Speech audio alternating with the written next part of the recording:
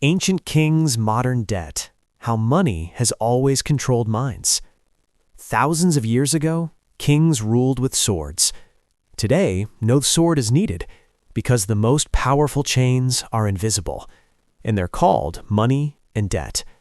If you think control ended with ancient empires, you haven't been paying attention. Money didn't start as freedom.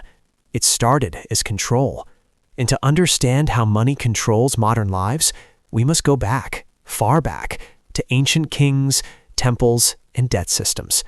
Because the game hasn't changed, only the players have. 1.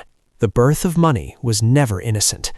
In ancient Mesopotamia, money wasn't coins, it was debt records. Kings and temples issued grain loans to farmers. When crops failed, farmers couldn't repay. What happened next? They lost their land, their children, their freedom.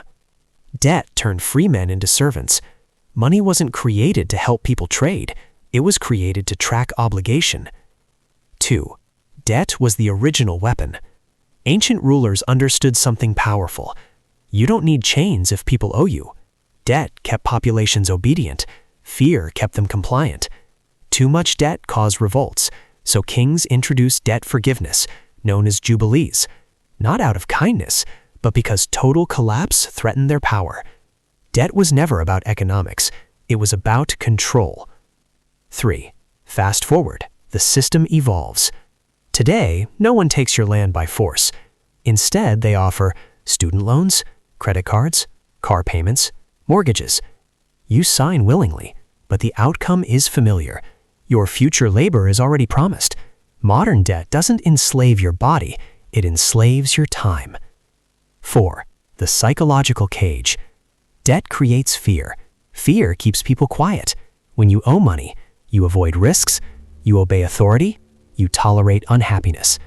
Not because you're weak, but because survival demands it. Ancient peasants feared the king. Modern workers fear missing a payment. The cage is psychological, and it works perfectly. 5. Why the system needs you distracted. If people truly understood money, they would question it. So instead, they're kept busy, entertained, exhausted. Ancient rulers used religion.